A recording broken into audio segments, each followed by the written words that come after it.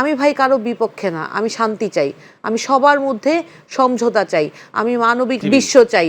আমরা আমাদেরকে ধ্বংস করার জন্য আমরাই দায়ী, আমরা নিজেরা কখনো ইউনাইটেড না। ওই 2 লাইন কথা বলে তারপরে আবার ভাবে যে, ধরেন আমিও ভাবি যে আমি বেশি বললে আবার ভবিষ্যতে না জানি আমার আমেরিকান ভিসাটা ক্যান্সেল হয়ে যায় বা বাতিল হয়ে যায়।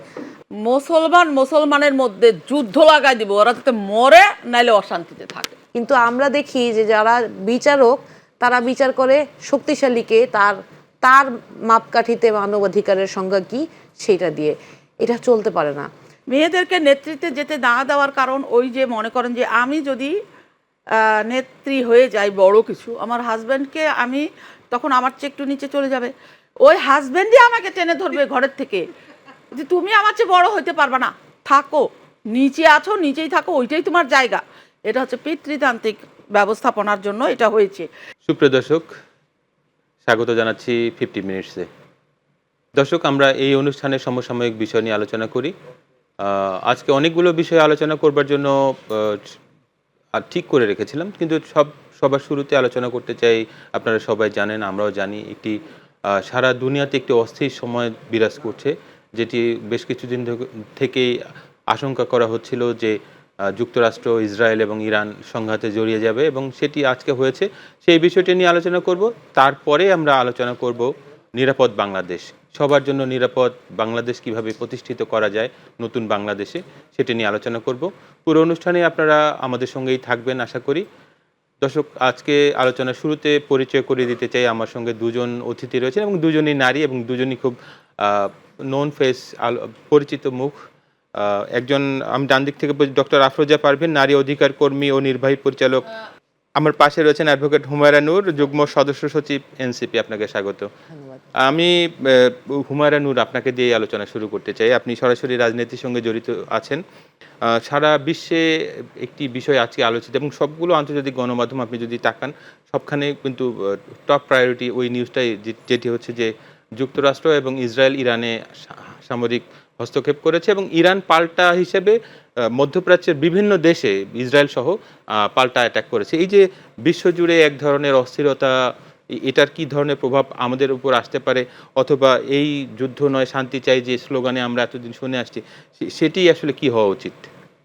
ধন্যবাদ আপনাকে, ধন্যবাদ আমার সহ আলোচক, এবং আজকে আমাদের যারা দেখছেন সবাইকে সালাম এবং শুভেচ্ছা জানিয়ে শুরু করছি। আজকে আমাদের জাতীয় নাগরিক পার্টির প্রথম প্রতিষ্ঠাবার্ষিকী। আপনাকে শুভেচ্ছা। ধন্যবাদ। আমাদের একটা বছর ভীষণ কণ্টকময় পরিস্থিতি পার করে আমরা অনেক চড়াই উতরাই পার হয়ে মাত্র 2 মাস, নির্বন্ধনের 2 মাসের মধ্যে আমরা নির্বাচনে অংশগ্রহণ করে 6 জন নির্বাচিত প্রার্থী পেয়েছি। আগামী 12 তারিখ থেকে আমাদের প্রথম অধিবেশন শুরু হতে যাচ্ছে।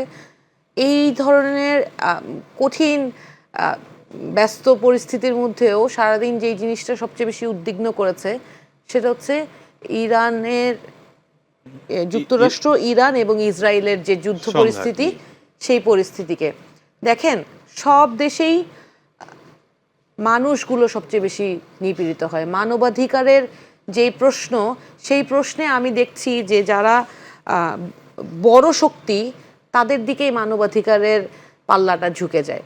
কিন্তু মানবাধিকার বলতে কি এটা বোঝায় যে যারা নিপীড়িত তারা কোন দেশের বা কোন শক্তির পক্ষের, সেইটা তো উচিত না, তাই না? কিন্তু আমরা দেখি যে যারা বিচারক তারা বিচার করে শক্তিশালীকে তার মাপকাঠিতে মানবাধিকারের সংজ্ঞা কি সেটা দিয়ে। এটা চলতে পারে না। এই পরিস্থিতির কারণে যেটা আশঙ্কা করা যাচ্ছে যে যুক্তরাষ্ট্র এবং ইসরায়েলের যেই সমঝোতা হচ্ছে, নেতানিয়াহু যিনি, উনার একটা বিবৃতিও দেখছিলাম যে উনি যুক্তরাষ্ট্রের যে সহযোগিতা, সেই সহযোগিতার জন্য যুক্তরাষ্ট্রকে অনেক ধন্যবাদ জানাচ্ছে। কিন্তু মানে একটা খুনের উৎসব নিয়ে ধন্যবাদ জানানো, এই বাংলাদেশে আমরা যেখানে বসে আছি, সারা বিশ্বের দিকে যখন আমরা তাকাই, এই শতাব্দীতে এসেও আমরা কিন্তু একটা সমঝোতামূলক পরিস্থিতি আশা করি না, যে সবাই কোনো ঝামেলা হলে নিজেদের মধ্যে কথা হবে, তারপরে সমস্যার সমাধান হবে। কিন্তু সেটা আসলে বাস্তবতা না। যার ক্ষমতা যত বেশি, যার পারমাণবিক শক্তি তত বেশি, সে তত বেশি শক্তিশালী, এবং যুদ্ধ পরিস্থিতিগুলো আসলে ওই সম্পদ এবং শক্তি সেইটার বন্টন নিয়েই হয়। আমরা আশা রাখবো যে অতি দ্রুত তাদের মধ্যে যারা বিশ্ব মোড়লরা আছেন তারা ইন্টারফেয়ার করবেন এবং এই পরিস্থিতি যাতে কন্ট্রোল করা যায় সেজন্য তারা একটা কিন্তু উদ্যোগ এখানে তো নেবেন। বিশ্ব মোড়লরা নিজেরাই জড়িয়ে গিয়েছে, যে যাদেরকে আমরা বিশ্ব মোড়ল হিসেবে চিনি। এবং আপনি মানবাধিকারের কথা বললেন, সেখানে আজকে আমরা একটি স্কুলে হামলা হয়েছে দেখেছি, এবং ইসরায়েলের একটি ক্ষেপণাস্ত্র স্কুলে হামলা হওয়ার পরে এখনো পর্যন্ত সেখানে 61 মানে 61 জন শিশু নিহত হয়েছে বলে আমরা খবর পাচ্ছি, যারা স্কুল ছাত্রী মেয়েদের স্কুল ছিল সেটি। তো এই যে মানবাধিকারের লঙ্ঘন, এটিকে আপনি কিভাবে দেখবেন? এটা তো চলছেই। ধরেন ফিলিস্তিনে যেই নৃশংসভাবে দীর্ঘদিন ধরে হত্যাযজ্ঞ চলছে, এই যে ফিলিস্তিনে যে ফ্লোটিলা গেল, এই যে সহায়তা নিয়ে গেল, সেটা পর্যন্ত ফিরিয়ে দেয়া হলো। যারা গিয়েছিল, বাংলাদেশ থেকে একজন গিয়েছে না, জি, শহীদুল শহীদুল আলম সাহেব, উনাদেরকেও অ্যারেস্ট করা হয়েছে এবং তাদেরকে কোনো রকম মানবাধিকার রক্ষা করার জন্য তাদের ন্যূনতম সহায়তা পর্যন্ত পৌঁছে দিতে দেয়া হয়নি। সারা বিশ্বের এই যে বিশ্ব মোড়লদের কথা বলেন বা মানবাধিকার কর্মী বলেন, বাংলাদেশেও অনেক মানবাধিকার কর্মী আছে, কেউ কথা বলে না। ওই 2 লাইন কথা বলে তারপরে আবার ভাবে যে, ধরেন আমিও ভাবি যে আমি বেশি বললে আবার ভবিষ্যতে না জানি আমার আমেরিকান ভিসাটা ক্যান্সেল হয়ে যায় বা বাতিল হয়ে যায়। আমি ভাই কারো বিপক্ষে না, আমি শান্তি চাই, আমি সবার মধ্যে সমঝোতা চাই, আমি মানবিক বিশ্ব চাই। আমি কোনো শিশু যাতে নিরপরাধে মৃত্যুবরণ না করে, ক্ষমতার লড়াইয়ে কোনো শিশুর যাতে নির্বিচারে মৃত্যু না হয়, অনাহারে মৃত্যু না হয়, সেই রকম একটা বিশ্ব দেখতে চাই। জি, ডক্টর আফরোজা পারভীন, আবারও যুদ্ধ খেলা পৃথিবীতে। এই যে আমরা দীর্ঘকাল ধরে দেখে আসছি মধ্যপ্রাচ্যে এক ধরনের অস্থিরতা চলে আসছে, সেটির এখন একটি চূড়ান্ত রূপ বলা হচ্ছে আসলে। আমি আসলে এখানে আসলে বিষয়টা এরকম যে জোর যার মুল্লুক তার, হ্যাঁ, জোর যার মুল্লুক তার, এটাই চলছে। মানবাধিকার এই কথাটা কেমন জানি এখন খালি প্রহসন মনে হচ্ছে আমার কাছে। প্রহসন, এই যে যারা মানবাধিকারের কথা বলে তারা কিন্তু কারো মানবাধিকার রক্ষা করে না। আমার বাসায় যদি আমার একটা বাচ্চাকে একটা থাপ্পড় দিয়ে আস্তে করে শাসন করার জন্যে, সেইটা বলে আমি শিশুর মানবাধিকার রক্ষা করছি না, আমি মানবাধিকার হরণকারী। তারা যে একেবারে বোম ফেলে ফেলে মানুষ মেরে ফ্ল্যাট করে দিল, এটা নিয়ে তাদের কোনো মানবাধিকারের বিষয় তাদের জন্য প্রযোজ্য নয়। এখানে বিশ্বটা হচ্ছে টোটালি 3টা বিষয়ের উপরে জড়িত, টোটাল বিশ্বটা। একটা হচ্ছে ধরেন how to grab the resource from দুর্বল কান্ট্রি আর কি, weak countries, how to grab their resource. মানে ওই বড় বড় যারা দেশ, মোল্লা মোড়ল হোয়াট এভার ইউ সে, তো এরা যারা কি করে জানেন, ওই একটু দুর্বলের থেকে যেসব রিসোর্স, ভালো ভালো খানা, তারপরে organic food, mineral and everything, তাদের গবেষণার জন্য যা যা মিনারেল লাগে খামসি দিয়ে তারা নিয়ে যাওয়ার জন্য প্রথম কাজ হচ্ছে এইটা, তাদের প্রথম মানে আশা যে ওইটা নিব আগে। তারপরে হচ্ছে যে মুসলমানের মধ্যে যুদ্ধ লাগাই দিব, ওরা যাতে মরে নাইলে অশান্তিতে থাকে। ঠিক আছে, 2টা কথা।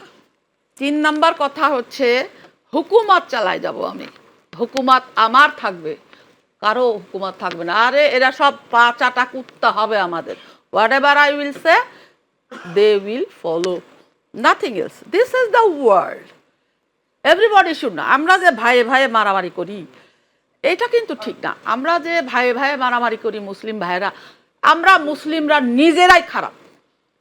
কেন নিজেরা খাবো? আমাদের মধ্যে কোনো ইউনিটি নাই, আমরা আর একজনের গলায় নিজে কোপ মারি। মানুষ আমাকে জানতেছি যে ওর স্বার্থের জন্য অন্য একটা বিধর্মী আমাদেরকে লড়াই লাগাই দিচ্ছে, আমরা জানতেছি, তারপরেও আমরা লড়াইতে করে অযথা মিথ্যা কথা বলে, অযথা মানুষের পিণ্ডিতে লেগে, মুসলমানের পিণ্ডিতে লেগে বিভাজন, ডিভাইড অ্যান্ড রুল। ওরাও জানে ডিভাইড অ্যান্ড রুল, আমরা এটাকে মনে করি গুড, মানে আমরা ভালোই করতেছি। ডিভাইড করে করে করে করে ইসলামের মধ্যে কত রকম তরিকা বাইর করছে আপনি চিন্তা করেন। আমরা আমাদেরকে ধ্বংস করার জন্য আমরাই দায়ী।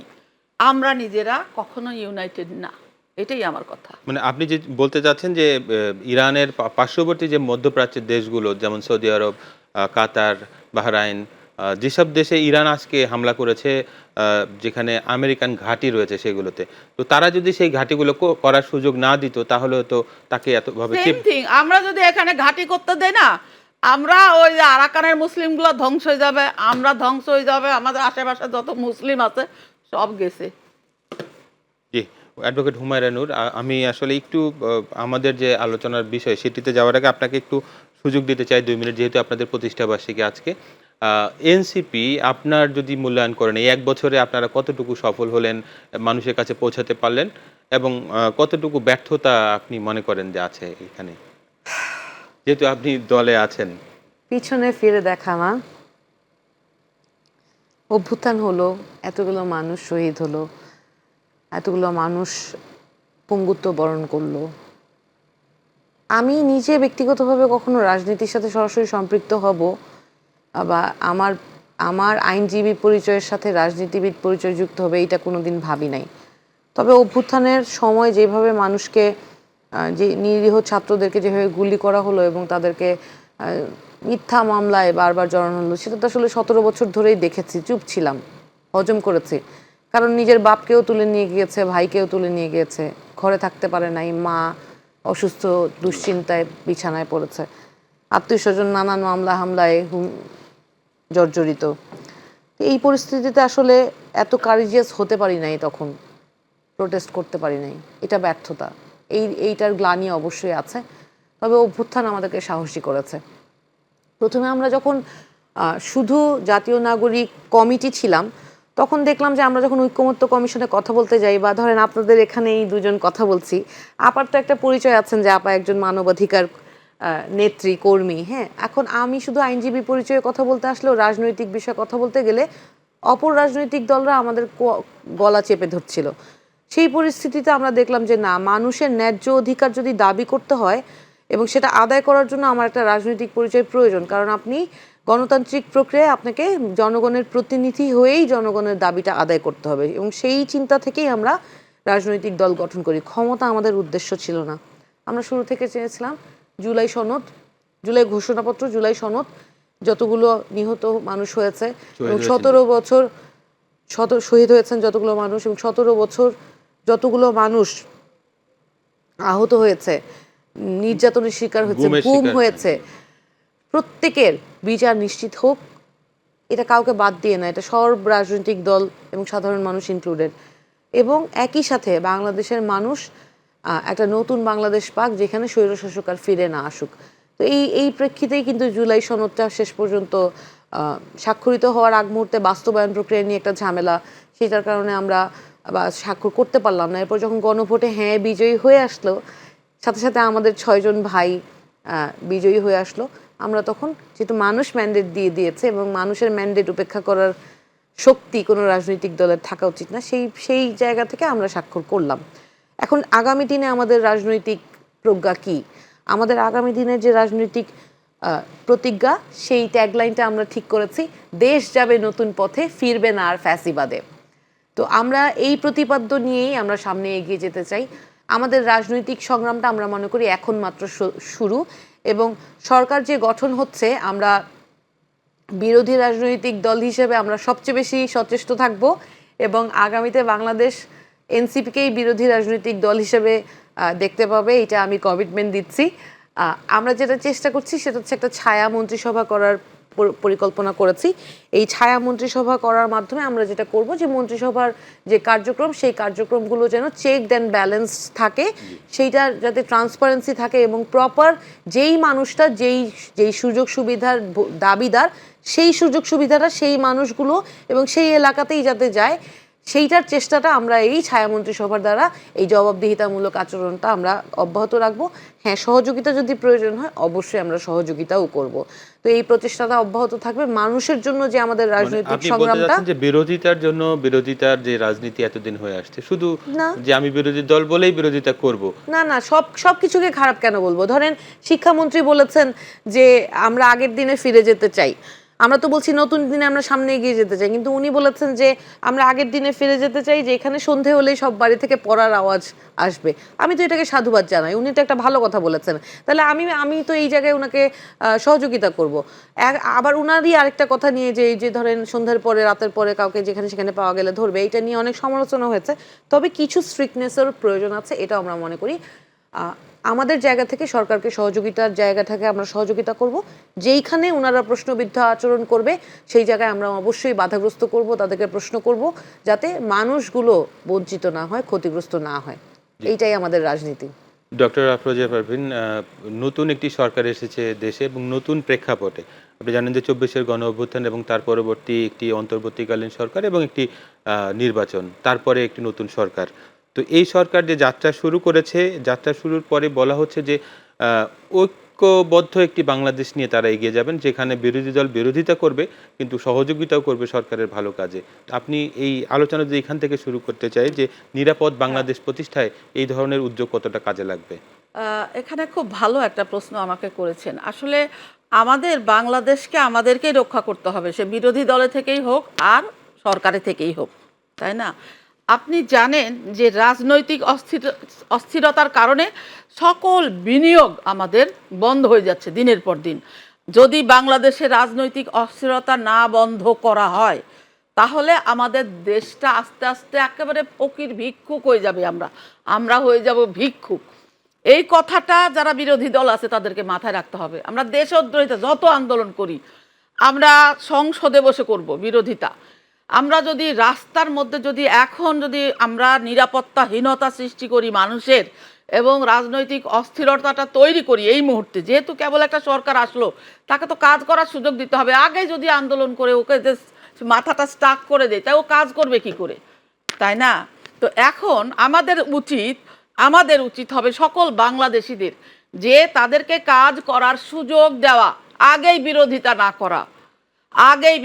একটা স্থির তাদেরকে একটা রাজনৈতিক অস্থিতিশীলতা বন্ধ করতে হবে, 1 নাম্বার কথা। 2 নাম্বার কথা হচ্ছে যে দেখেন, আজকে এমন একটা পর্যায়ে বাংলাদেশ সরকার, এই সরকার নতুন একটা মানে পদে দাঁড়ালো, সবাই ইলেকশনে জিতলো। এই পর্যায়ে হঠাৎ করে কি হলো, ধরেন যে অ্যাটাক হয়ে গেল, একটা যুদ্ধ বেঁধে গেল, রাইট? এই যুদ্ধটার কারণে আমাদের কি হবে দেখেন, সকল দেশে তেলের দাম বেড়ে যাবে, যানবাহন খরচ, আমদানি রপ্তানি এবং জ্বালানি খরচ বেড়ে যাওয়ার জন্য আমাদের এই কৃষক যে ফলাবে, সেখান থেকে জার্নি পথে আমাদের দেখা যাবে যে অনেক টাকা জিনিসের দাম বেড়ে গেছে। কিন্তু বদনাম হবে কার? এই সরকারের। যে এই সময় এত আন্দোলনে আমাদের কিছুতেই যাওয়া যাবে না। এই সরকারকে কাজ করার সুযোগ দিতে হবে ঠান্ডা মাথায়।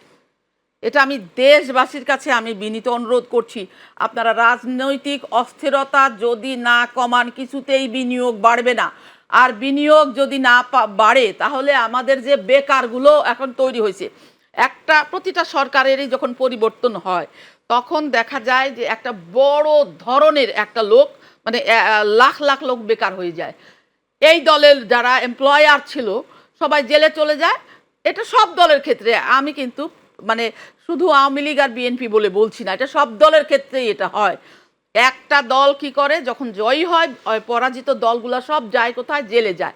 তো তারা যে এমপ্লয়ার ছিল, তাদের ব্যাংক সব কিছু বন্ধ হয়ে যাওয়ার কারণে তাদের যত এমপ্লয়ার ছিল সব জবলেস হয়ে যায়।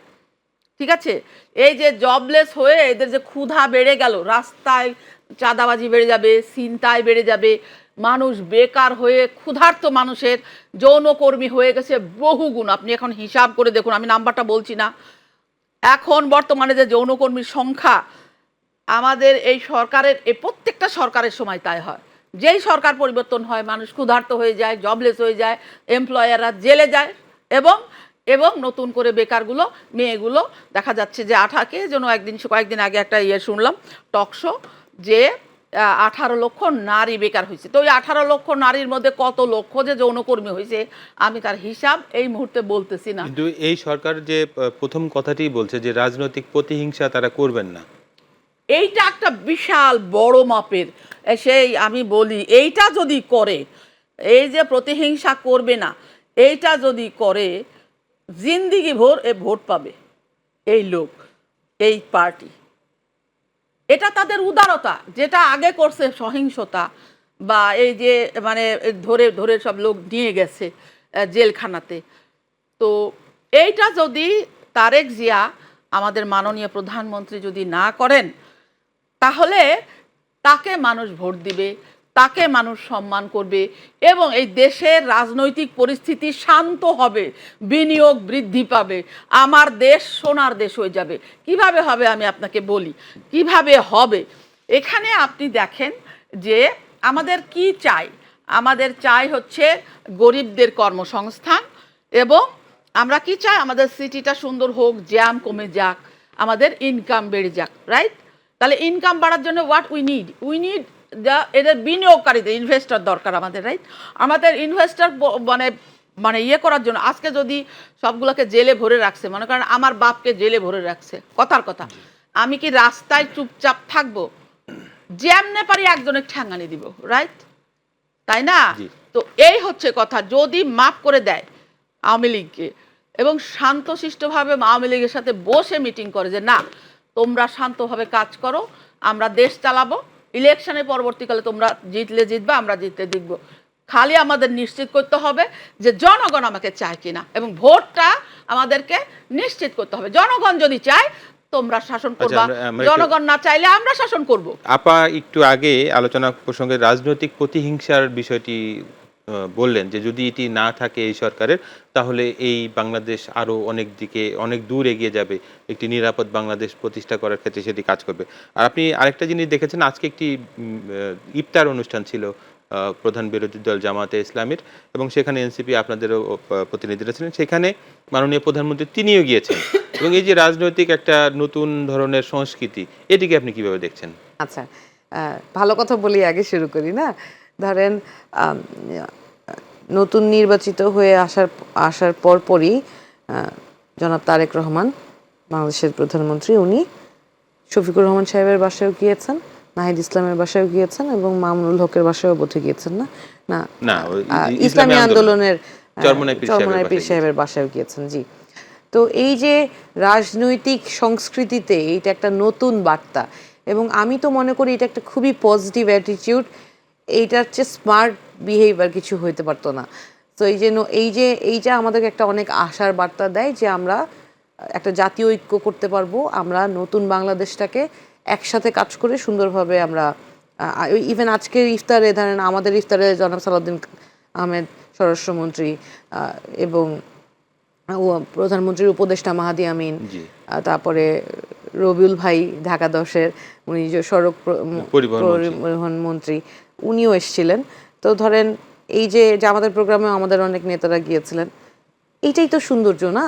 রাজনৈতিক পরিবেশে আমরা একে অপরের সমালোচনা করব, একে অপরের কাজকে ইভালুয়েট করব, কিন্তু দিন শেষে বাংলাদেশ প্রশ্নে আমরা আবার সব এক থাকব। এবং সেই প্রশ্নের জায়গায় যদি আপনি আমাকে জিজ্ঞেস করেন, যে কথাটা আপা বললেন আমার ভীষণ কানের মধ্যে লাগলো, যে উনি বললেন যে আমার পরিবারের কেউ যদি জেলে থাকে আমি রাস্তায় উৎপাত করব। কেন? যে অপরাধী সে তো জেলেই থাকবে, তার বিচার হবে, বিচার অনুযায়ী সে সাজা পাবে, তারপরে সে জেল থেকে ছাড়া পাবে। বিচার আর সাজা ছাড়া তো তার কোনো মুক্তি নাই প্রচলিত আইন অনুযায়ী। ধরেন বিগত 17 বছরে, আমি তো আইনজীবী, আমি তো নিত্যদিন কোর্ট করি, যেই মানুষগুলো একেবারে নিরপরাধ তাদেরকে বিনা অপরাধে মিথ্যা দোষ চাপিয়ে তাদের নামে মিথ্যা মামলা দিয়ে তাদেরকে সাজা দেওয়া হয়েছে, সেটা তো বিএনপি রাজনৈতিক কর্মীদেরও করেছে, জামাতের রাজনৈতিক কর্মীদেরও করেছে। ভাই, যেই লোকটা ভুলে দাঁড়িয়ে রাখে, অনেকে নিজেই শখ করে দাঁড়িয়ে রাখে, তাকেও একটা মাদকের পুড়িয়া পকেটে ঢুকিয়ে দিয়ে তার নামেও একটা মিথ্যা মামলা করা হয়েছে। কারো বাসায় একটা কোরআন শরীফ পাওয়া গেলে বিশেষ আইনে মামলা হয়েছে যে এই ইসলামিক বই পাওয়া গেছে, জঙ্গি পরিচয়ে তাকে বিশেষ আইনে মামলা দেওয়া হয়েছে। কারণ এই যে একটা মিথ্যা মামলার কালচার, এইটা বন্ধ করতে হবে। এই সরকারের যখন দায়িত্ব নেয় নির্বাচনের আগেই আমি বলেছিলাম যে উনাদেরকে প্রতিজ্ঞা করতে হবে যে শেখ হাসিনা সরকার যেই অন্যায়টা করেছে, বা শেখ হাসিনাও বলেছে বিএনপি নাকি ক্ষমতায় থাকতে তাদেরকে অনেক অত্যাচার করেছে, তখন আমার বুঝার এত সুযোগ ছিল না, অত বয়স হয়তো ছিল না। ইতিহাসের পাতায় যা জেনেছি সবাই নাকি সবার সাথে এরকমই করে, কিন্তু বিএনপির কাছে বা আমাদের বিরোধী যেই দলগুলো আছে সবার কাছে আমরা যেই প্রতিজ্ঞাটা চেয়েছিলাম সেটা আমরাও কমিট করেছিলাম যে যেই দলই ক্ষমতায় যাক না কেন তাকে এটা কমিট করতে হবে যে রাজনৈতিক প্রতিহিংসার কারণে কেউ কাউকে মিথ্যা মামলা দিবে না। এখন আওয়ামী লীগের বিষয়ে প্রশ্নটা সেটেল হইতে হবে। কি প্রশ্ন? যে এই যে 17 বছর তারা যেই গুম করেছে, খুন করেছে, মানুষের প্রতি নির্বিচারে মানুষকে অত্যাচার করেছে এবং যেই টাকাগুলো লুট করে বাংলাদেশ থেকে নিয়ে গিয়েছে বা বাংলাদেশের মধ্যেই যেই টাকাগুলো লুট করেছে এই টাকাগুলো ফেরত আনা এবং যত অন্যায় করেছে সমস্ত অন্যায়ের বিচার করা। এর মাঝখানে আবার শুনছি পুলিশ হত্যার বিচার। ভাই, যেই পুলিশকে তুমি বাংলাদেশের মানুষের সার্ভ করার কথা ছিল সেই পুলিশকে তুমি নিজের ব্যক্তিগত সম্পত্তি, ব্যক্তিগত সন্ত্রাসী বাহিনী হিসেবে ব্যবহার করেছো। তাহলে যারা পুলিশকে জনবান্ধব বানায় নাই, পুলিশকে ব্যক্তিগত স্বার্থে দীর্ঘদিন ওই যে মিথ্যা মাদক মামলা, ক্রস ফায়ার, এই ধরনের অন্যায় কাজে যে আইন শৃঙ্খলা বাহিনীকে ব্যবহার করা হয়েছে, সেই আইন শৃঙ্খলা বাহিনীর কেউ কিন্তু এই 17 বছরে বের হয়ে এসে বলে নাই যে শেখ হাসিনার নির্দেশে আমি অমুককে গুলি করেছি, আমার হাতে এসে লেগেছে, গরম রক্তটা আমি আনন্দ পেয়েছি, এটা আমার ঠিক হয় নাই, এটা আমার ঠিক হয় নাই, আমি এখান থেকে বের হয়ে আসতে চাই, এই অন্যায় থেকে আমি বের হয়ে আসতে চাই, আমি এই মানুষকে নিরপরাধে শাস্তি দেয়া এই প্রক্রিয়ার মধ্যে আমি থাকতে চাই না। কেউ কোনো পুলিশকে দেখেছেন বলেছে?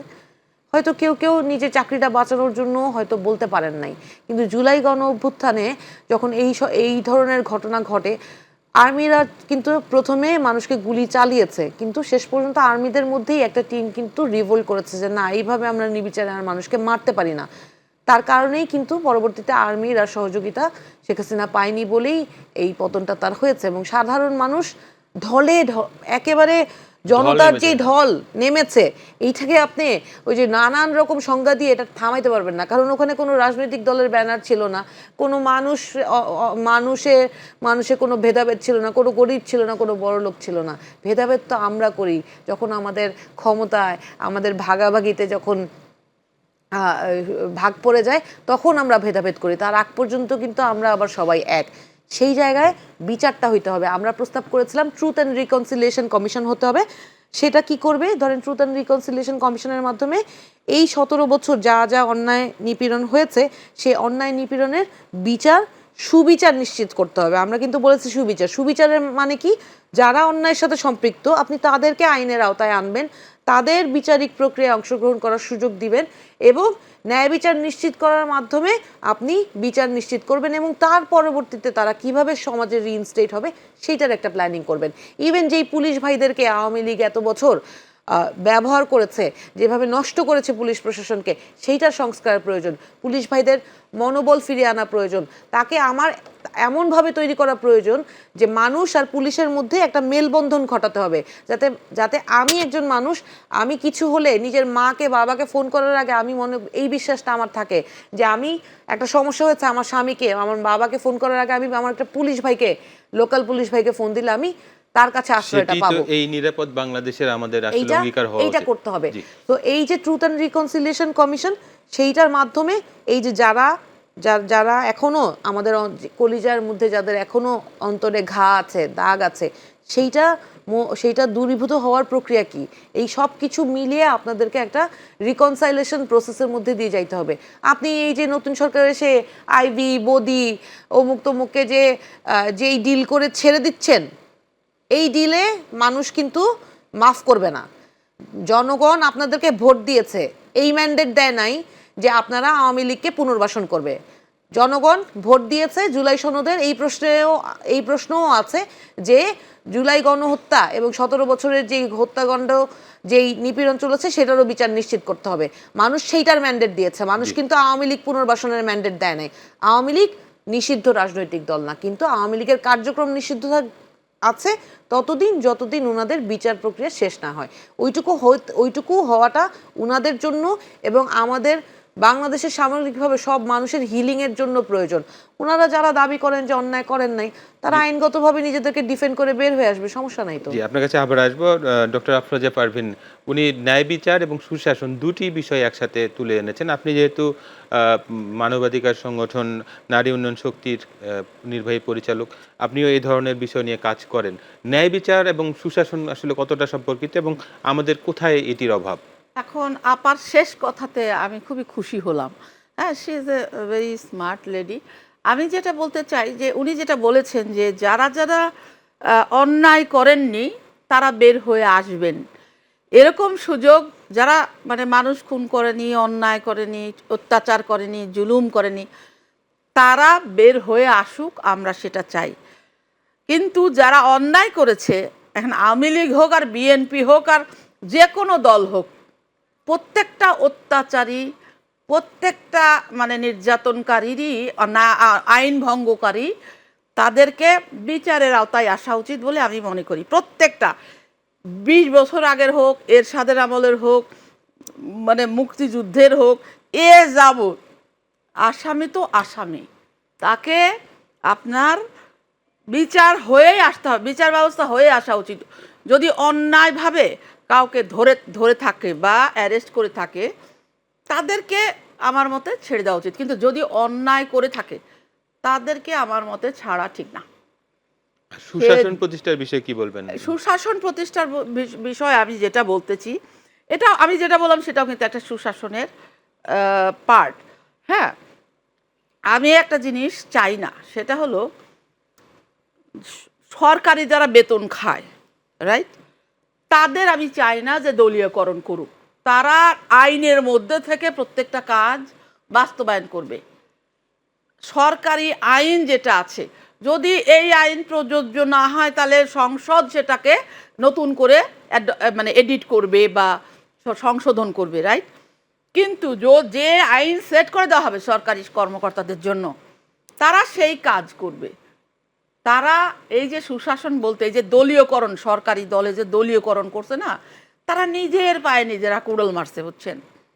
এই জিনিসটা ঠিক না। সুশাসনের থেকে এই দলীয়করণ করতে গিয়ে মানুষের প্রতি অবিচার করেছে অনেকেই।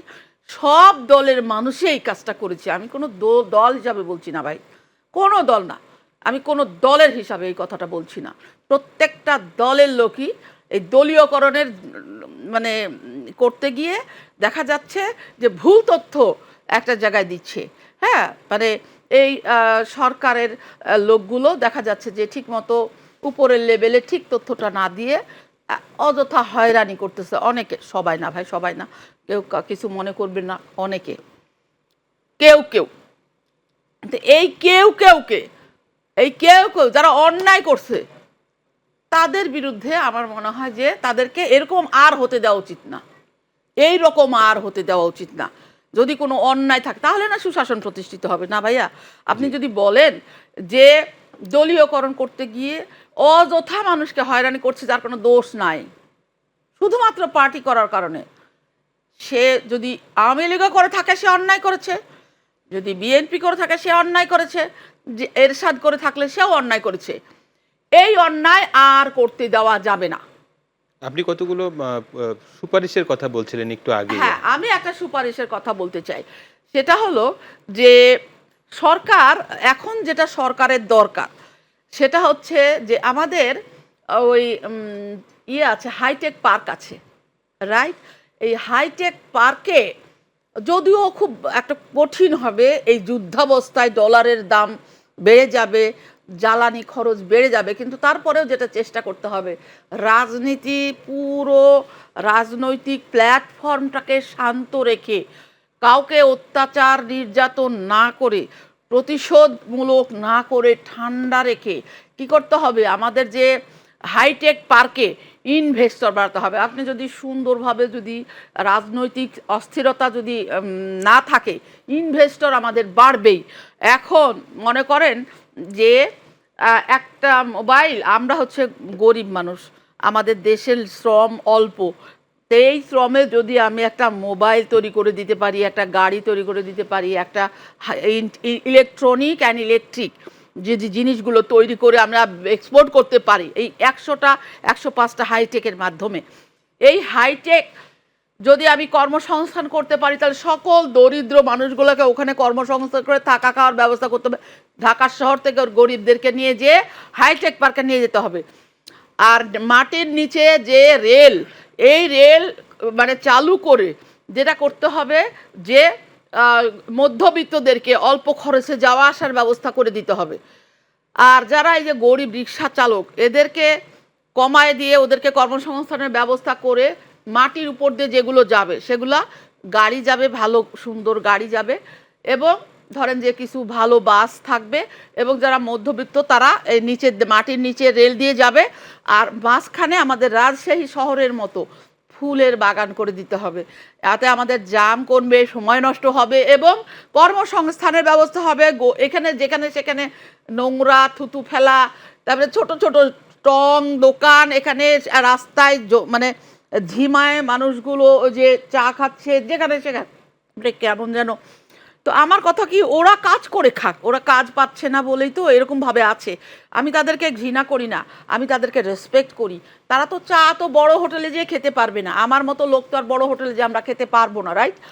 আমরা যাতে করে একটা জায়গায় যেতে থাকতে পারি, যারা মানে নিম্নবিত্ত, তারা যেন একটা জায়গায় যে থাকতে পারি, আমাদের যেন অ্যাকোমোডেশন প্লাস ওয়ার্কের ব্যবস্থা যদি করে দেয়, দেন আমাদের জন্য ইনভেস্টর লাগবে। আমাদের সোজা কথা, আমাদের মানে আমাদের প্রধানমন্ত্রীর উচিত এখন সারা বিশ্ব ঘুরে ঘুরে ঘুরে ঘুরে ইনভেস্টর নিয়ে আসা, অ্যাম্বাসিগুলোকে টেকনিক্যাল ভালো যোগ্য লোক দিয়ে সেখানে তাদের ইনভেস্টর খুঁজে খুঁজে খুঁজে খুঁজে বের করে নিয়ে এসে আমার হাইটেক পার্কে দিতে হবে। জি, আপনার কাছে আবার আসবো। অ্যাডভোকেট হুমায়রা নূর, উনি কতগুলো সুপারিশের কথা বলেছেন। আসলে শেষে যে শব্দটি উনি বলেছেন বিনিয়োগ, বিদেশি বিনিয়োগের কথা, যেহেতু আপনি রাজনীতির সঙ্গে আছেন, এই সরকারের আগের সরকারের সময় আমরা দেখেছি বিভিন্ন ধরনের সিম্পোজিয়াম হয়েছে এবং একজন খুবই আলোচিত হয়েছেন বিনিয়োগকারী নিয়ে আসবেন বলে সারা দুনিয়া থেকে, কিন্তু শেষ পর্যন্ত দেখা গেছে যে ফলাফল শূন্য, বাংলাদেশ কিছুই পায়নি।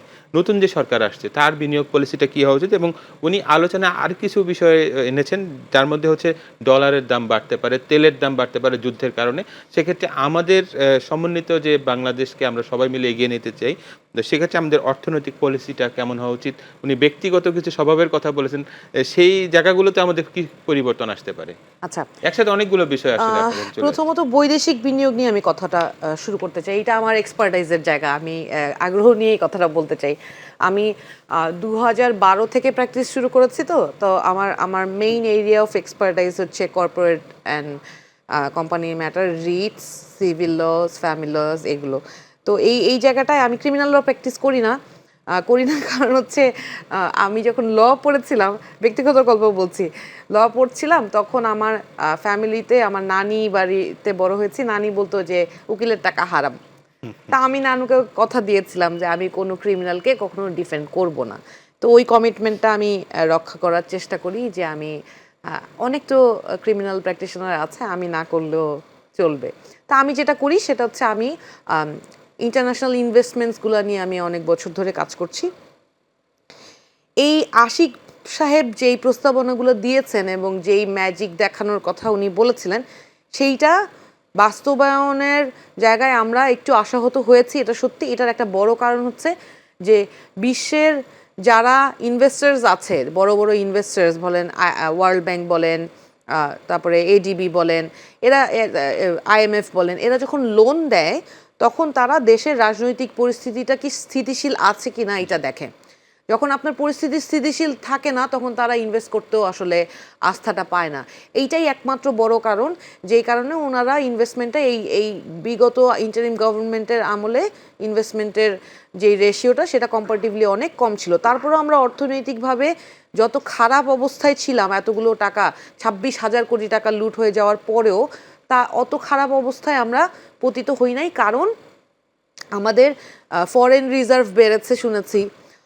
আমাদের বাংলাদেশ ব্যাংকের যে এইমাত্র প্রাক্তন হওয়া গভর্নর, উনি কিন্তু একটা চেষ্টা করেছিলেন যে লুট হয়ে টাকাগুলো ফেরত আনার, এবং উনি চেষ্টা করেছিলেন বাংলাদেশ ব্যাংক যাতে স্বতন্ত্র সাংবিধানিক প্রতিষ্ঠান হিসেবে কাজ করে, সেটার জন্য একটা প্রস্তাবনা দিয়েছিলেন। আমার ধারণা কোনো একটা গোষ্ঠীর দুরভিসন্ধির কারণে উনাকে এভাবে অপদস্থ করে বিতাড়িত করা হয়েছে, এবং যাকে এখানে বসানো হয়েছে বাংলাদেশ ব্যাংকের খুদ যেই আইনগুলো আছে সেটা অনুযায়ী যে 3 বছর মিনিমাম ব্যাংকিং এক্সপিরিয়েন্স থাকতে হবে, সেই এক্সপিরিয়েন্স উনার নাই। উনি একজন হিসাববিদ, উনি হিসাববিদ, হ্যাঁ, কিন্তু উনি কিন্তু অর্থনীতিবিদ না, এবং উনার ব্যাংকিং সেক্টরে কোনো এক্সপিরিয়েন্স নাই। উনি একটা সোয়েটার ব্যবসায়ী, মানে উনি একজন ব্যবসায়ী। তো ধরেন আমি একজন আইনজীবী হিসেবে যখন কাজ করতে যাই, একটা সময় আমি চাকরিও করেছি, এটার কারণটা ব্যাখ্যা করছি। সো আমি কিন্তু টেবিলের এই সাইডটাও জানি, টেবিলের ওই সাইডটাও জানি। So unless and until you know both the sides, you won't be understanding যে কার মেন্টালিটি কী আর কার ডিমান্ড কী। যিনি বিজনেসম্যান উনি শুধু বিজনেসম্যানের পার্সপেক্টিভটাই বুঝেন, উনি কিন্তু আইনের কোন কোন জায়গায় ব্যত্যয় হচ্ছে সেটা ওনার মাথা ব্যথা না। ধরেন আমি আইনজীবী হিসেবে যেই জায়গাগুলো কঠিনভাবে ধরি, সেই জিনিসটা কিন্তু একজন রিলেশনশিপ ম্যানেজার সেই জায়গাগুলো দেখতে চায় না। সে চায় যে তার যে ক্লায়েন্ট সে ঋণটা পাক, তার এত আইন কানুন নিয়ম নীতি মানার দরকার নাই। তো যেই ভদ্রলোক ব্যবসায়ী সে কিন্তু আদৌ বাংলাদেশ ব্যাংকের মতো জায়গায় থেকে শুধু ব্যবসায়ীদের পারপাস সার্ভ করবেন নাকি বাংলাদেশের অর্থনীতিকে চাঙ্গা করবেন, এটা একটা খুবই বড় প্রশ্ন, খুবই অ্যালার্মিং একটা বিষয়। ম্যাজিক বলা হচ্ছে। ম্যাজিকটা কি জানেন? ম্যাজিকটা হচ্ছে উনার একটা মাত্র যোগ্যতা, সেটা হচ্ছে উনি বিএনপির নির্বাচন পরিচালনা কমিটির 23 নম্বর সদস্য, এটাই উনার একমাত্র যোগ্যতা। আদারওয়াইজ বাংলাদেশ ব্যাংকের গভর্নর হওয়ার মতো পজিশনে যাওয়ার আর কোনো যোগ্যতা উনার আমি দেখি না। উনার একটা ব্যাকআপ আছে যে বিশেষ শিল্পপতি গোষ্ঠী উনাকে রেকমেন্ড করেছে। এটা ছাড়া আমি ব্যক্তিগতভাবে জানি যে বিএনপিতে অনেক অনেক যোগ্য মানুষ আছে যারা ওই পজিশনে যেতে পারতো। ওই যে এখন প্রশ্ন আসে না যে 6 জন প্রশাসক নিয়োগ হলো, একেবারে প্রাইস পোস্টিং বিএনপির, যাদেরকে মানুষ ভোট দিয়ে ম্যান্ডেট দিয়ে জিতিয়েও আনে নাই তাদেরকেও প্রাইস পোস্টিং দেওয়া হয়েছে। আবার ধরেন এই যে গভর্নর নিয়োগ হলো এবং সারা দেশে যতগুলো জায়গায় যেভাবে যেভাবে পোস্টিংগুলো হচ্ছে এগুলো সব রাজনৈতিক পোস্টিং। আবার আপনি বিএনপির কাউকে জিজ্ঞেস করলে ওনারা বলবেন হ্যাঁ এটাই তো নিয়ম, আমি আমার কাজ কাকে দিয়ে করাবো সেটা আমি দেখবো, তোমাকে জিজ্ঞেস করবো নাকি। এটা ধরেন বাংলাদেশের মানুষ হজম করেই নিয়েছে। শেখ হাসিনাও এই কাজ করেছে, সব প্রতিষ্ঠান দখল দেয়া। এই নতুন সরকারও সেই জায়গায় আছে। কিন্তু আমার দুঃখটা হচ্ছে আপনি যোগ্য লোককে দেন না ভাই। আপনার দলে তো অনেক যোগ্য লোক আছে যারা এত বছর বঞ্চিত ছিল, তাদেরকে দিয়ে কাজটা করান। চাটুকারকে কেন দিবেন? কোনো গোষ্ঠীর চাপিয়ে দেওয়ার লোককে কেন দিবেন? আপনি তো তাহলে দেশের মানুষের স্বার্থ দেখছেন না। শেষ পর্বটা আসলে আপনার যেহেতু দুজনই নারী আছেন, আমাদের সঙ্গে নারীদের নিয়ে আলোচনায় থাকতে চাই। আপনি জানেন যে 12 তারিখে আগামী 12ই মার্চ জাতীয় সংসদের অধিবেশন বসবে এবং সংসদে নারীদের একটি প্রতিনিধিত্ব থাকে। রাজনৈতিক দলেও নারীদের একটি বড় পোর্শন এখন তারা এগিয়ে যাচ্ছেন। তো নারীর ক্ষমতায়ন এবং সংসদ এটিকে আপনি কিভাবে দেখছেন? এখন দেখেন, নারীর ক্ষমতায়ন কিন্তু অনেকগুলো বিষয় নিয়ে জড়িত। হ্যাঁ, প্রথম তার হচ্ছে টাকা থাকা দরকার। প্রত্যেকটা নারীর ইনকাম থাকতে হবে। টাকা, আমার দাদি বলতেন টাকায় করে কাম হয় মর্দের নাম। ঠিক আছে? তো এখানে একটা নারীর যখন কোনো কর্মসংস্থান না থাকে সে তখন কিন্তু তার সংসারে সে থাকে না বা পরিবারে সে থাকে না। শুধু তা না, সমাজে এবং রাষ্ট্রেও কিন্তু তার কোনো জায়গা নাই। যেমন এবারে ইলেকশনের কথা বলি আমি, এবার ইলেকশনে মেয়েদেরকে দেওয়া হয় নাই সিট। কেন? তার টাকা নাই। কেন নাই? কেন তাকে দেওয়া হয়নি? টাকা নাই। এই যে বড় বড় সভা করতে হবে না ইলেকশনের জন্য, প্রচার করতে হবে না, প্রচারণা করতে গেলে যে এই যে বড় বড় সভা, তাদের জন্য একটু খানা দেওয়া লাগে তো লিগ্যালি, কোনো ইললিগ্যাল টাকার কথা আমি বলছি না, লিগ্যালি তারা যদি একটা প্রচারণার সভা করতে যায় তখন সেখানে টাকা দিতে হবে, অনেক টাকা। কোনো মেয়ে দিতে পারবে না, যার কারণে ওদেরকে নেয়নি, ওদেরকে নামই দেয়নি। কিছু মেয়ে সিলেক্টিভ অল্প কিছু না নিলেই না, ঠিক সেরকম মানে একেবারে নামকে অস্ত নিয়েছে, যেটা আমাদের জন্য যেটা খুবই ক্ষতিকর। খুব এখানে যোগ্য মেয়ে ছিল না তা না, তারা তাদের ইন্টেলেকচুয়াল মেয়েও কিন্তু ছিল, অনেক বুদ্ধি মানে মত্তা সম্পন্ন মেয়ে ছিল, কিন্তু তাদেরকে নেওয়া হয়নি বিকজ অফ তারা ক্যাম্পেইন কেন পয়সা দিতে পারবে না। আরও একটা কথা, মেয়েদেরকে নেতৃত্বে যেতে না দেওয়ার কারণ ওই যে মনে করেন যে আমি যদি নেত্রী হয়ে যাই বড় কিছু, আমার হাজব্যান্ডকে আমি তখন আমার চেয়ে একটু নিচে চলে যাবে, ওই হাজব্যান্ডই আমাকে টেনে ধরবে ঘরের থেকে যে তুমি আমার চেয়ে বড় হইতে পারবে না, থাকো নিচে আছো, নিচেই থাকো, ওইটাই তোমার জায়গা। এটা হচ্ছে পিতৃতান্ত্রিক ব্যবস্থাপনার জন্য এটা হয়েছে। কিন্তু এর আগে যেটা দেখেছি আমরা, নারীরা তো এখন অনেক সামনে চলে এসেছে। এখন সামনে কোথায়? আপনি ডিসিশন মেকিং এর আগে শ্রমিককে কেউ যতই করি না কেন, ওদের দাম নাই যদি আমি সংসদে না বসতে পারি। এখন সংসদে 5% নারী যদি না থাকে, বা এখন তো 3 কত % নারী না, তো এই যদি হয় তাহলে আমাদের সার্বিক যে একটা কান্ট্রিতে 51% নারী আছে না, তো আমার উন্নয়ন করতে গেলে আমার 51% নারী এবং 49% পুরুষের উন্নয়ন করতে হবে, রাইট? তো এখন আমার তো কান্ট্রির জন্য, উন্নয়নের জন্য অনেক কিছু চিন্তা করতে হবে। ওই নারীটার কথাও চিন্তা করতে হবে, আবার পুরুষের কথাও চিন্তা করতে হবে। নারীর কোনটা সমস্যা না, পুরুষ কি বুঝবে রে ভাই? এখন যেমন আফগানিস্তানের কথা বলি, আফগানিস্তানে একটা নারীকে যতক্ষণ পর্যন্ত পিটায়া হাড্ডি না ভেঙে দিবেন ততক্ষণ সে মামলা করতেই যাইতে পারবে না, এই আইন পাস হয়েছে। তো এখন এই যে নারী, তাকে যদি মাংস কাটে নেন, হাড্ডি না ভাঙলে সে যাইতেই পারবে না। মাংস গোস্ত কাটে নেন না আপনি, পুরা শরীরের মাংস কাটে নেন, সে মাংস এটা ইয়া করতে পারবে না। অ্যাডভোকেট হুমায়ুন নূর, আপনার কাছে হ্যাঁ। আসি, আপনার কাছে আবার আসবো, এই আচ্ছা, ঠিক শেষের আছে। আগে আসার চেষ্টা করবেন ইনশাআল্লাহ। তো অ্যাডভোকেট হুমায়ুন নূর, নারীর ক্ষমতায়ন সংসদ প্রসঙ্গে তিনি হতাশার কথা বলেছেন অনেক ধরনের, এবং যদিও সেটি কিছুটা শুনতে কেমন লাগলেও কিন্তু আসলে বাস্তবতা হিসাবে উনি বলছেন। আচ্ছা, ব্যক্তিগতভাবে আমি মনে করি যে আমার জীবনে এই কমপ্লিকেশন নাই। আমার পরিবারের সদস্যরা বরং happy to see me grow. ওনারা বলে যে আমার হাজব্যান্ড যেমন বলে যে যেই মহিলার ভিশন নাই জীবনে বড় হওয়ার, এরকম মহিলা আমি হেট করি। আবার আমি যে রাজনীতি করছি, আমার টকশো সারা বাংলাদেশে একজন মানুষ না দেখলেও আমার শ্বশুর দেখেন, আমার বাবা দেখেন। তো আমি বলবো আমি এই জায়গা থেকে, আমি একটা ওয়েল এডুকেটেড ফ্যামিলি থেকে বিলং করি বলে আমি সেই জায়গা থেকে প্রিভিলেজ কেন বললাম? কারণ বাংলাদেশের সমাজে বেশিরভাগ নারীর ভাগ্য নিয়ন্ত্রিত হয় ওই যে আপা যেটা বললেন, পুরুষের হাত দিয়ে। এই ঐক্যমত্য কমিশনে নারীদের নিয়ে নানান রকম প্রস্তাবনা এসেছিল এবং সেটা থেমে গিয়েছে ওই পুরুষ ভাইদের হাত দিয়ে।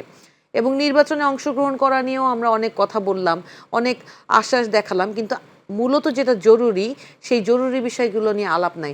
টাকা নিয়ে কথা বলছিলেন আপা, আমরা কিন্তু বিভিন্ন সংগঠনের সাথে আলাপ করেছিলাম যে সরকারি একটা ফান্ড ক্রিয়েট করা হবে, যেই ফান্ডে যেসব নারীরা সক্ষমতা নেই তাদেরকে ওই ফান্ড থেকে টাকা দেওয়া হবে এবং ওই ফান্ডের সহযোগিতায় তারা নির্বাচন করে এসে হিসেব নিকেশ বুঝিয়ে দিবে।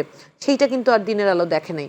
এখন যখন আমরা গণভোট দিলাম, গণভোটে কিন্তু 4টা প্রশ্নের একটা প্রশ্ন এটাও ছিল না যে 100 জন নারীকে সরাসরি নির্বাচনের জন্য প্রার্থী হিসেবে ভবিষ্যতে যাদের বিবেচনা করা হয় এবং সেই ব্যবস্থাটা যাতে গ্রহণ করা হয়, সেইটা মানুষ তো ম্যান্ডেট দিয়েছে। এখন সেই ম্যান্ডেটটা এই সরকার কিভাবে বাস্তবায়ন করে সেটা দেখার বিষয়। কিন্তু যেই জিনিসটা আরো বড় কনসার্নের, সেটা হচ্ছে নারীর ক্ষমতায়নের পাশাপাশি নারীর নিরাপত্তা নিশ্চিত করতে হবে। এটা আমার রাষ্ট্রীয় অধিকার। আজকে আমি আমার সন্তান এবং আমি নিজে রাস্তায় বের হতে 10 বার ভয় পাই, চিন্তা করি, আয়াতাল কুরসি পড়ি, আবার ভাবি যে পুলিশ আসছে নাকি, এই রাস্তায় যাওয়া উচিত হবে কিনা, আমার সাথে একজন পুরুষ সঙ্গী বা আমার নিরাপত্তা দানকারী কেউ না থাকলে আমি একা একা যেতে পারবো কিনা। এটা কেন করতে হয়? কারণ বাংলাদেশে নারীদের কোনো নিরাপত্তা নাই। আপনি দেখেন দুটি ঘটনাও যদি দেখি, সেটি সারা দেশের মানুষকে এক ধরনের ব্যথিত করেছে আসলে। আপনার নরসিংদীর ঘটনা, আপনি পাবনার যে ঘটনা, আপনি যেটি নিরাপত্তার কথা বললেন, সেটি কিন্তু বিচ্ছিন্ন বলা হলেও ঘটনাগুলো সারা জাতিকে কিন্তু এক ধরনের কাঁদিয়েছে বলে, যারা যারা জিনিসগুলো দেখেছে পড়েছে। ভাই, এই যে বিচ্ছিন্ন ঘটনা বলে উড়িয়ে দেওয়াটা হচ্ছে আসলে মানুষের জীবনের সাথে একটা পরিহাস করা। এর চেয়ে দুঃখজনক আর কিছু হতে পারে না। ওই যে যুক্তরাষ্ট্র, ইরান, ফিলিস্তিনে কি হচ্ছে ওইটা দেখে যখন মানুষ চোখ বন্ধ করে থাকে, তাদের কিছুই আসে যায় না। এই ধরনের ঘটনাকে যারা বিচ্ছিন্ন ঘটনা বলে, তারাও শুধু নিজেরা আরামায়েশে থাকার জন্য অন্যের কষ্টকে কিছু মনে করে না। এটা একটা দায়িত্বহীন আচরণ। যখন আসিয়া লামিয়া ওদের হত্যাকাণ্ডের, ধর্ষণপূর্ব হত্যাকাণ্ডের ঘটনা হয়, তখন কিন্তু সারা বাংলাদেশের বহু নারী অধিকার কর্মীরা নেমে এসে স্বরাষ্ট্র উপদেষ্টার পদত্যাগ চেয়েছিল। তখন আমার সুযোগ হয়েছিল যে ধর্ষণ বিরোধী মঞ্চকে বলার যে দেশের 3টা অর্গান ব্যালেন্স ওয়েতে কাজ করতে হবে। আদারওয়াইজ আপনি শুধু একটা অর্গান ধরেন, স্বরাষ্ট্র মন্ত্রণালয় থেকেই তো আপনার পুলিশ প্রশাসন পরিচালিত হয়, শুধু উনাকে ধরলে হবে না, তো আপনাকে আইন মন্ত্রণালয় ধরতে হবে, বিচার বিভাগকে ধরতে হবে, এবং তাদেরকে যার যার কাজটা সে যদি সুষ্ঠুভাবে করে তবেই আসলে সুশাসন নিশ্চিত হবে। আর যখন দেশে সুশাসন নিশ্চিত হবে তখন আইনও আইনের গতিতে চলতে পারবে। আমাদের দেশে সেটা কেন হয় না? কারণ সবসময় ক্ষমতাবানরা ধর্ষক পালে, ক্ষমতাবানরা লাঠিয়াল পালে, ক্ষমতাবানরা অস্ত্রধারীদের পালে, তাদের ক্ষমতাকে ধরে রাখার জন্য, তাদের ক্ষমতাকে শক্তিশালী করার জন্য। এই ক্ষমতাকে কেন্দ্র করে দেখবেন সমস্ত অপরাধ সংঘটিত হয়। এবং আপনি যদি জিজ্ঞেস করেন যে এমপি মন্ত্রীরা কি রেপিস্ট, এমপি মন্ত্রীরা কি এগুলো করতে যাবে, এগুলো নিজে হাতে গুলি করবে না, কিন্তু তার ছত্রছায়ায়, তার আশ্রয় প্রশ্রয়েই কিন্তু এই ধরনের ঘটনা হয়। আপনি দেখেন নরসিংদীর যে ঘটনা, সেই ঘটনার কারণেই কিন্তু, সেই ঘটনায় রাজনৈতিক প্রশ্রয়ের কারণেই কিন্তু এই মেয়েটাকে নিহত হতে হলো।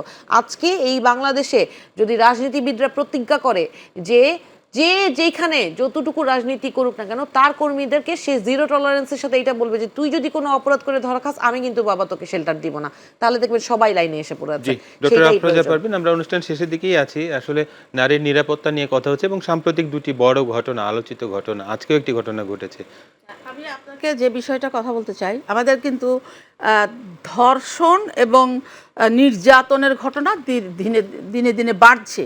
হ্যাঁ, যেটা 24 সালে আমাদের নারী নির্যাতনের ঘটনা ছিল পুলিশি এবং ইউএনএফপিএ আর হচ্ছে আপনার মানে ইউনিসেফের তথ্য অনুযায়ী 21,500 ছিল আপনার 24 সালে। এইবার হলো কি এটা এখন 23,000 প্লাস হয়ে গেল। তো এখন এটা কিন্তু ধীরে ধীরে বাড়ছে, এটা একটা বিষয়। আর একটা বিষয় হচ্ছে যে আপনার এই যে বেড়ে গেল, এটাতে দেখা যাচ্ছে যে মানে এটা নিয়ে কন্ট্রোলিংয়ের জন্য যে ব্যবস্থা এক্ষুনি যদি না নেয় এবং শাস্তিমূলক ব্যবস্থা, এতগুলো নির্যাতনের ঘটনা ঘটেছে, কয়জন শাস্তি পেয়েছে বলে আপনি নিউজ পেপারে দেখেছেন? না, তাদেরকে কোনো প্রকার শাস্তি দেওয়া হয় নাই, নির্যাতন ঘটেই যাচ্ছে। তো এখন ঘটনা হলো যে এই যে আমাদেরকে শিশু নির্যাতন ঘটেছে 8,000, এবার হচ্ছে আমাদের শিশু নির্যাতন এই বছরে 9,000 শিশু নির্যাতন হয়েছে, কিন্তু একটাকেও বিচার করে নাই। বিচার না করার করে মনে করছে এটা ইজি ম্যাটার, আমি তো পার পেয়ে যাব, নাথিং আই নিড। এমনও ঘটনা, আমি 159টা মামলায় একটা সময় আমি রেপ কেসের মানে আমরা আইনি সহায়তা দিতাম, সেখানে ব্লেড দিয়ে কেটে তারা 2টা নালী এক করে ধর্ষণ করেছে। আমার নিজে আমি একটু মক ট্রায়াল কোর্ট চালাইতাম আমরা। হ্যাঁ, তো এখানে একটা প্রকল্প ছিল আমাদের, তো এখানে এত ব্রুটাল জিনিস এবং ব্রুটাল ভিকটিমদের সাথে আমি আমার কাজ করতে গিয়ে ফাইট করতে করতে মানে আমার কোর্টে যাইতে যাইতে লোক পাঠাইতে পাঠাইতে পাগল হয়ে গেছি, কোনো বিচারই নাই। শেষে ছেড়ে দেমা কেন্দে বাঁচি অবস্থা, বুঝছেন? মানে টাকার পর টাকা চলে যাচ্ছে, যাওয়া আসা খাওয়া দাওয়া, কোনো বিচার নাই, একটার পর ডেটের পর ডেট, ডেটের পর ডেট, কোনো লাভই হচ্ছে না, কোনো বিচারই পাচ্ছে না। তো এই কারণে আমি চাই যে বিচার হোক, বিচার হলে মেয়েরা এমনিতে আগায় যাবে। জি, অ্যাডভোকেট হুমায়রা নূর, আসলে আপনি যেহেতু আইন অঙ্গনে আছেন, আমি একদম আপনাকে দিয়ে শেষ করতে চাই। উনি বিচারহীনতার সংস্কৃতির কথা বলেছেন। শুধু কি বিচার করে ধর্ষণ বা এই ধরনের নারী নির্যাতনের ঘটনা বন্ধ করা সম্ভব কিনা? না, এটা একটা টু স্টেপ প্রক্রিয়া। টু স্টেপ ক্রিয়া আপনি ধরেন যখন সামাজিক মূল্যবোধের অবক্ষয় হয় তখন আপনি শুধু আইন দিয়ে তাদেরকে বেঁধে রাখতে পারবেন না। আপনার দুইটাই, আইনের সুশাসনও প্রতিষ্ঠা করতে হবে এবং সামাজিক মূল্যবোধের অবক্ষয় রোধ করতে যে সামাজিক সচেতনতা এবং কাউন্সেলিং যে প্রসেসটা প্রয়োজন সেইটা খুবই জরুরি। আদারওয়াইজ আপনার এই অপরাধ প্রবণতা সারা বিশ্বে সব জায়গায় সব মানুষের এটা স্বাভাবিক প্রবণতা, কিন্তু সেটাকে কীভাবে কন্ট্রোল করতে হবে সেটার জন্য ধর্মীয় অনুশাসন প্রয়োজন, সামাজিক অনুশাসন প্রয়োজন। এই যে শৃঙ্খলাগুলো এগুলো যখন ভেঙে যায়, বড় কারণ অবশ্যই মাদকও একটা বড় কারণ, মানুষ বেপরোয়া হয়ে ওঠার জন্য মাদকও একটা বড় ইনফ্লুয়েন্স। এবং এগুলো যখন হয় তখন মানুষ আইনকে আসলে তোয়াক্কা করে না। আর আইনের মতো যদি চলতে পারে, প্রভাবহীন রাজনৈতিক এবং প্রভাবশালীদের প্রভাবহীনভাবে যদি আইন চলতে পারে তাহলে সুশাসন নিশ্চিত হতে পারে। কিন্তু শুধু আইনকে আইনের মতো চলতে না দিয়ে সামাজিকভাবে আমরা আমাদের সন্তানদের, আমাদের ভাইদের, বাবাদের, আমাদের আশেপাশে যারা আছে প্রত্যেককে কিভাবে তাদেরকে মোটিভেট করব, ইভেন বোনদেরও কিভাবে সেলফ ডিফেন্স শেখাবো সেইটার দিকেও নজর দেওয়া জরুরি। জি, আপনাদের দুজনকেই অসংখ্য ধন্যবাদ, ডক্টর আফরোজা পারভিন এবং অ্যাডভোকেট হুমায়রা নূর। আজকে আমরা যে আলোচনাগুলো করেছি আসলে নিরাপদ বাংলাদেশ আমরা সবাই চাই। আমাদের যারা দর্শক রয়েছেন আপনারা সবাই চান যে একটি নিরাপদ বাংলাদেশ যেখানে আমরা সবাই শান্তিতে নিশ্চিন্তে বসবাস করতে পারবো এবং রাতের বেলা নিশ্চিন্তে আমরা ঘর থেকে বের হতে পারবো। যেটি বলছিলেন অ্যাডভোকেট হুমায়রা নূর যে আসলে চিন্তা করতে হয় 10 বার যে আমি বের হব কিনা, সেরকম একটি বাংলাদেশের প্রত্যাশা রাখি। দর্শক, এতক্ষণ আমাদের সঙ্গে থাকার জন্য ধন্যবাদ। আবারও দেখা হবে ইনশাআল্লাহ। আল্লাহ হাফেজ।